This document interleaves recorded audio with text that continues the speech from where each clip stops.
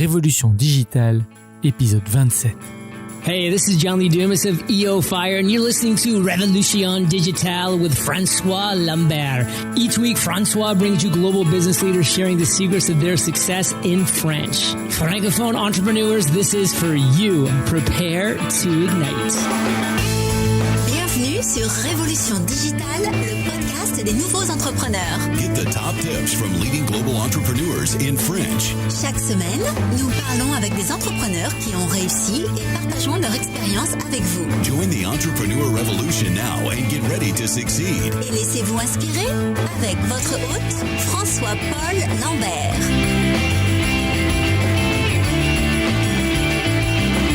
Bâtisseurs et bâtisseuses de la nouvelle économie, bien le bonjour, ici François-Paul Lambert. Bienvenue sur Révolution Digitale, le podcast des nouveaux entrepreneurs où je parle chaque semaine avec des entrepreneurs inspirants à travers le monde. Révolution Digitale est diffusée tous les mardis et les jeudis et les comptes rendus détaillés de tous les épisodes sont disponibles sur notre site web révolutiondigitale.fr. Restez avec nous et n'oubliez pas de vous inscrire gratuitement sur notre site pour rejoindre la tribu digitale et de vous abonner au podcast sur Apple Podcasts, Spotify, Google Play, Stitcher, Deezer ou sur votre service préféré. Vous pouvez aussi nous suivre sur Twitter, Instagram, Facebook, LinkedIn. Vous trouverez tous les liens dans le compte-rendu de l'épisode sur notre site internet également. Vous êtes la tribu digitale. Alors sans plus attendre, let's get inspired. Nous allons aujourd'hui au Canada à la rencontre d'un entrepreneur pour qui la mission d'une entreprise est une manière d'exprimer son propre ADN. Dans son ADN à lui sont inscrits le défi, la cohérence, le plaisir et le respect. En 1998, il cofonde avec 3 amis Askida, une entreprise dont le nom signifie confiance. Basée à Montréal et à Toronto, l'entreprise s'est spécialisée en conception de solutions logicielles sur mesure, en assurance qualité et en automatisation des essais. Elle connaît depuis peu un essor incroyable grâce à son engagement absolu envers la qualité, qui anime aussi bien ses services et ses produits que son équipe et son image de marque. La contribution sociale est aussi l'une des priorités de notre invité, qui n'hésite pas à s'engager dans plusieurs causes auprès des jeunes. Tribu Digitale, c'est avec beaucoup de plaisir que j'accueille aujourd'hui Steve Duchesne. Steve, bonjour. Bonjour François. Merci d'être avec nous aujourd'hui. Est-ce que vous êtes prêt à nous inspirer? Je vais faire de mon mieux, mon cher ami. Pas de souci. Alors, Steve, je viens de donner un tout petit résumé de qui vous êtes à la tribu digitale. Voulez-vous y rajouter quelque chose? Et avant de parler de vos projets, est-ce que vous pouvez nous donner un petit aperçu de votre vie personnelle et de votre background? Oui, je suis diplômé en technologie de l'information, donc à l'Université Laval à Québec. Mais l'élément le plus important qui me rend le plus fier, c'est ma famille. Je suis avec ma conjointe Annie Maltais depuis maintenant 33 ans. Et de cela a découlé 3 magnifiques enfants. Donc, j'ai une fille de 22 ans, un garçon de 19 ans et une fille de 15 ans qui font de la joie de notre vie. Alors, vous êtes basé à Montréal là pour le moment, ou vous êtes à Toronto? Pour l'instant, je suis à Montréal, mais on a également des bureaux à Toronto, effectivement. Je suis à Montréal depuis maintenant 22 ans. Je suis originaire du Saguenay-Lac-Saint-Jean, une petite région au Québec. Et comment elle est la scène entrepreneuriale au Québec aujourd'hui? Elle est très dynamique. Beaucoup de startups, beaucoup de firmes extérieures, de gros joueurs extérieurs, comme les Google de ce monde qui viennent s'installer à Montréal, principalement en raison de l'émergence des technologies de l'intelligence artificielle.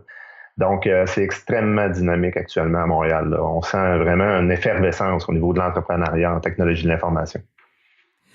Alors, sur un autre sujet, on l'a dit dans votre bio, mais sur la toile, on vous entend parler de l'importance d'avoir trouvé l'ADN de votre entreprise. Qu'entendez-vous par là?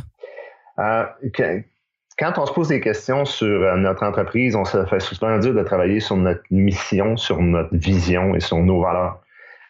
Mais baser une mission sur un produit ou sur un service, c'est ce qu'on a fait pendant des années, puis on s'est aperçu que c'est toujours très, très difficile d'avoir de la cohérence dans ce temps-là. On a fait une étude sur les 15 dernières années de notre entreprise, il y a de ça 5 ans, pour voir que l'ADN de l'entreprise, ce sur quoi on était intraitable, ce sur quoi on ne se posait jamais de questions, c'était la qualité de ce qu'on faisait. Et ça, peu importe, c'était dans le logiciel, dans le service à la clientèle, dans la relation avec nos employés. Cette prise de conscience-là a fait en sorte que toute la cohérence d'entreprise a suivi par la suite, que ce soit le nom, que ce soit l'image, que ce soit le service. Donc, après ça, quand on s'est assis avec les associés pour définir notre mission, ben, c'est devenu beaucoup plus simple à partir du moment où on savait qu'est-ce qui nous tenait vraiment à cœur et ce qui était non négociable par rapport à notre façon d'être. Alors, Askida, c'est votre projet du moment. Alors, j'ai l'impression que c'est une entreprise qui a déjà bien vécu, qui a changé de nom. Alors, est-ce que vous pouvez nous expliquer un peu plus, nous parler un peu plus à propos d'Askida et comment est-ce que vous générez vos revenus et pourquoi est-ce que vous avez choisi ce business model? D'abord, Askida, on a débuté l'entreprise, c'était surtout pour des projets de modernisation. En fait, même que on parle quand est-ce qu'on découvre qu'on est entrepreneur, ça a été assez long parce que Askida, on était une gang de chums qui voulaient faire des projets d'avenir, des projets techniquement challengeants. Donc, Askida est né sur cet élément-là, de faire ce type de projet-là. Maintenant, notre business model est beaucoup relié à du service, donc plusieurs employés avec lesquels on génère des nouveaux logiciels ou modernisation de logiciels existants.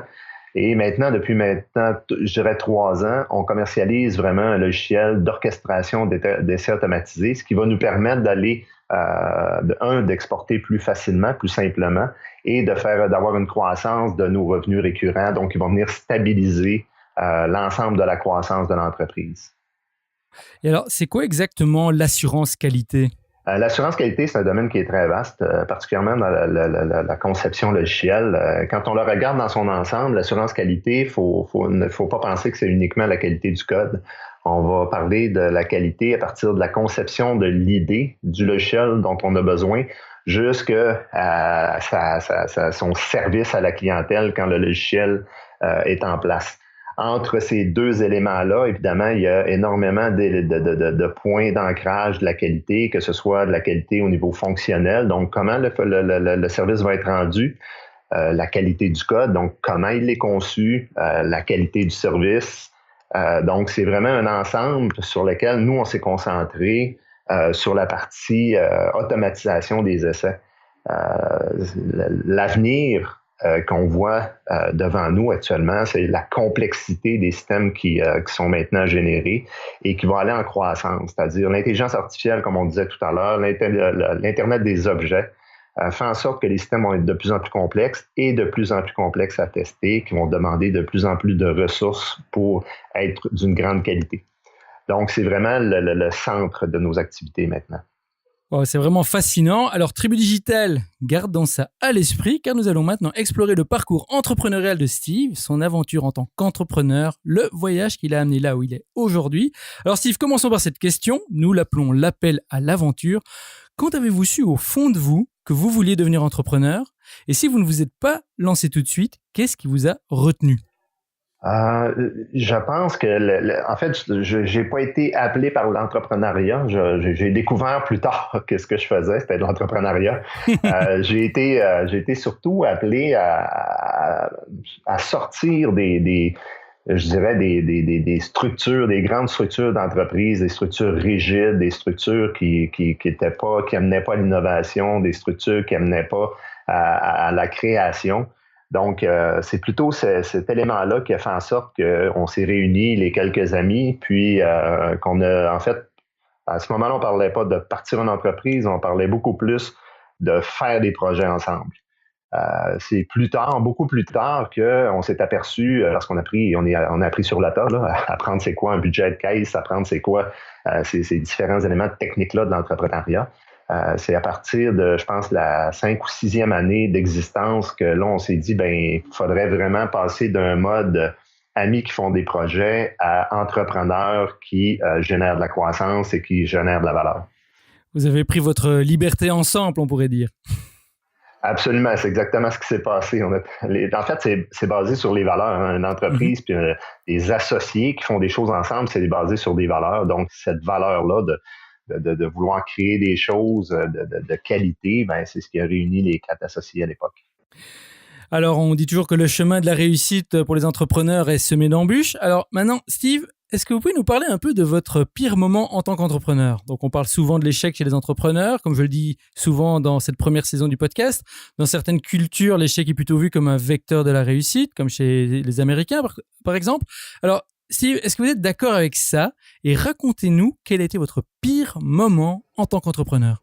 Oui, je suis d'accord avec l'énoncé que l'échec fait partie de la croissance d'un entrepreneur. Par contre, au Québec, c'est pas comme ça que c'est vu. L'échec, c'est l'échec. Donc, la pire problématique qu'on a eue, en fait, c'est la façon dont on a pris à la légère l'expression « la croissance est un beau problème ». La croissance est un beau problème, oui, mais ça demeure un problème important à lequel il faut porter une grande attention. Et en 2007, on a triplé la grosseur de l'entreprise en quelques mois, donc en moins d'1 an. Et c'est là qu'on a pris conscience que la croissance amenait ces problèmes. Donc, tout a cassé à ce moment-là. Les systèmes de gestion, les systèmes d'opération, on n'était absolument pas prêt à vivre ce genre de croissance-là. Et quelques mois plus tard, on divisait presque par 3. Donc, c'est cet élément-là, donc de prendre à la légère les éléments, les défis de la croissance qui nous ont fait le plus mal là, dans toute l'existence de l'entreprise. Et alors, Steve, qu'est-ce qui s'est passé ensuite? Peut-être est-ce que vous pouvez nous expliquer un peu quand est-ce que les choses ont commencé à basculer en votre faveur? Quand est-ce que votre business a vraiment commencé à fleurir, par exemple? Et peut-être aussi nous dire quelles sont les actions qui auraient contribué à votre réussite? Oui. Dans le fond, quand on a démarré l'entreprise, et je le prends sur moi, là, on se prend un peu pour des surhommes qui sont des spécialistes dans l'ensemble des domaines. Puis par la force des choses au démarrage de l'entreprise, on n'a pas le choix. Il faut, s'occuper des finances, s'occuper des opérations, passer un coup de balai. Il faut faire l'ensemble des éléments nécessaires à la survie de l'entreprise. Il vient une taille où il faut avoir des spécialistes dans les postes clés. Et c'est ce qui a amorcé notre virage vers vraiment une entreprise. C'est à partir du moment où on est allé chercher des grands spécialistes dans les domaines très particuliers que sont la finance, le développement des affaires, les opérations, la commercialisation. Donc, c'est à ce moment-là, quand on a mis dans les mains d'experts ces éléments clés, ces éléments critiques-là, que l'entreprise a vraiment pris son envol. Avant ça, on s'improvise. Je suis un informaticien, je suis pas un CFO, donc un chef de finance. Et quand il y a une croissance, on s'aperçoit qu'on a nos limites. Donc, il faut pas avoir peur d'aller chercher. Et puis, je sais, c'est un cliché, là, mais il faut pas avoir peur d'aller chercher meilleur que soi dans chacun des domaines clés pour avoir une entreprise qui va réussir. Alors, Steve, si vous pouviez alors résumer là où les leçons clés que vous avez retirées de votre expérience, quelles seraient-elles? En quelques mots, que pensez-vous que la tribu digitale doit retenir comme leçon de votre expérience? Je vais revenir avec l'ADN. Une entreprise, il faut se demander le pourquoi avant de travailler sur le comment et le combien.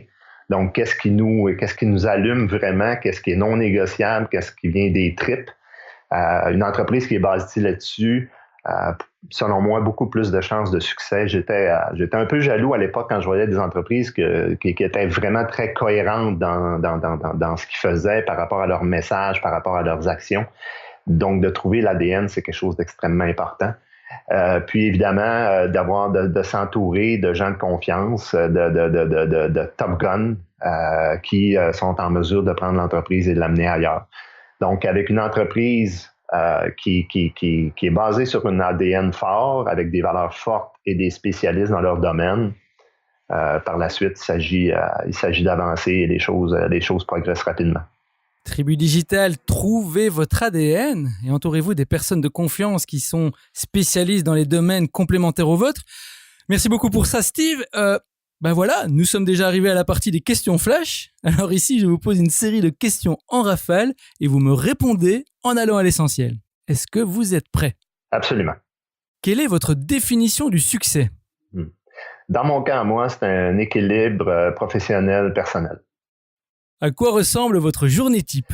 Donc, prise de connaissance de l'actualité, donc dès le démarrage de la journée. Par la suite, on a un système à l'interne pour détecter s'il y a des urgences, donc des feux. Et je suis le type de président qui a des thèmes, c'est-à-dire que quand je démarre un mois, j'ai un thème particulier. pour aider un de mes vice-présidents dans la réalisation de ses objectifs. Donc, après ça, je m'attaque à mon thème principal. Là, il y a les activités de mes enfants qui vont prendre mes fins de journée, donc le hockey, la gymnastique, le flag football. Donc, ils vont finaliser ce qu'on appelle ici mon deuxième chiffre de la journée. Si vous deviez recommander un livre pratique, quel serait-il et pourquoi? Good to Great, c'est un livre qui moi, m'a beaucoup inspiré. C'est vraiment d'aller chercher l'essentiel pour passer d'une entreprise qui est bonne, puis de se démarquer pour être une entreprise qui est grande puis qui va perdurer dans le temps. Quel outil ou application productivité ou autre, technologique ou pas, utilisez-vous régulièrement? J'utilise beaucoup les applications maintenant avec l'iPad et les notes. J'essaie d'éviter le papier. Donc, mon iPad avec les crayons maintenant, puis les applications Notabilité, entre autres, qui permettent de classer les documents, d'enregistrer, d'écrire à la main, d'envoyer des courriels, donc qui permettent d'être extrêmement performants, et ça, n'importe où dans nos déplacements. Qu'est-ce qui vous inspire ou vous passionne en ce moment? Quels sont les domaines qui vous paraissent prometteurs?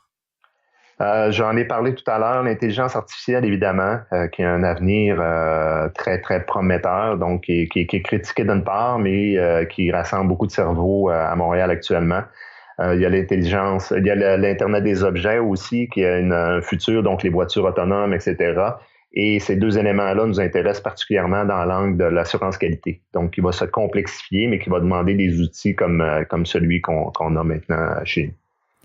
Et la dernière question, c'est la question back in time. Imaginons que vous ayez l'opportunité de remonter le temps et vous vous retrouvez face à votre vous de 18 ans. Vous n'avez que 5 minutes avant que le portail temporel ne vous ramène au présent.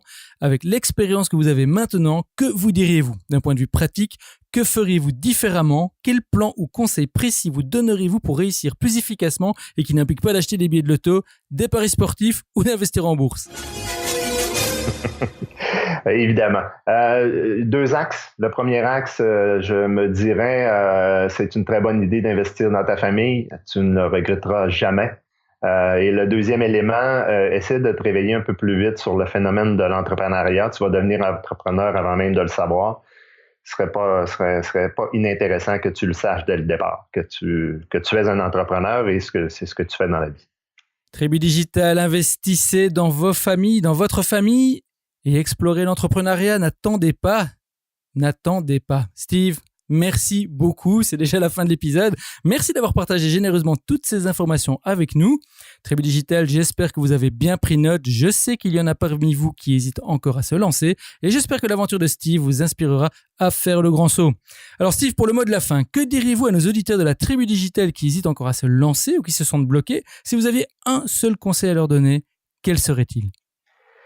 Ça serait de se faire confiance, évidemment. On ne soupçonne pas les ressources que l'on a en nous pour ce genre de travail et c'est pas si, on va dire au Québec on dit épeurant, c'est pas si épeurant que ça. Donc l'entrepreneuriat, ça amène tellement beaucoup à tous les niveaux avec une équipe extraordinaire comme on a nous autres à Montréal ici, c'est extrêmement valorisant. Tribu Digital, l'entrepreneuriat n'est pas si épeurant que ça. Merci Steve, nous avons appris un nouveau mot, en tout cas en dehors du Québec.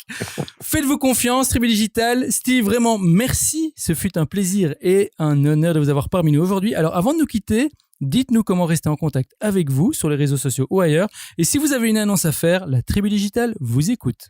Parfait. Donc, vous pouvez me rejoindre à steve.duchesne@skida.com. Donc, ça me fera plaisir si vous voulez échanger sur l'entrepreneur ou tout simplement discuter des affaires à Montréal. Et ensuite, on lance la nouvelle version de notre logiciel, donc le logiciel d'orchestration des essais qui va être disponible dès la fin de février cette année. Et je tiens à vous remercier, François. Ce fut extrêmement agréable de discuter avec vous. Le plaisir était pour moi. Tribu Digital, vous venez d'entendre Steve Duchesne partager avec vous son expérience et ses conseils. C'est à vous de jouer maintenant. Rejoignez-nous sur revolutiondigital.fr et tapez Steve, S-T-E-E-V-E, dans la barre de recherche. Vous aurez accès à sa page dédiée avec toutes les informations et les références dont nous avons parlé aujourd'hui. Et bien sûr, n'oubliez pas de visiter la page de Steve sur askida.com et de le suivre sur ses réseaux sociaux et de ne pas oublier de le contacter par email si vous le souhaitez. Steve, merci encore d'avoir partagé votre aventure avec la Tribu Digitale. Au revoir et je vous retrouve en backstage. Parfait, je vous remercie beaucoup. Hello Tribu Digitale, merci de nous avoir écoutés aujourd'hui. J'espère que vous avez aimé notre entrevue avec Steve. Venez continuer la discussion avec nous sur Twitter, Instagram, @RevoDigital et Facebook /Révolution Digitale. On vous y attend. N'oubliez pas non plus d'ajouter le podcast à votre liste iTunes et surtout, abonnez-vous directement sur notre site web pour être notifié des prochains épisodes. Vous êtes la Tribu Digitale. Et souvenez-vous, tout semble toujours impossible jusqu'à ce que ce soit fait. Thank you for listening to our guest stories this week. Merci et n'oubliez pas de vous inscrire à notre newsletter pour encore plus de conseils qui vous aident à réussir. We hope you're inspired and ready to move forward with your entrepreneurial dream. À bientôt pour un prochain épisode de Révolution Digitale. Stay inspired!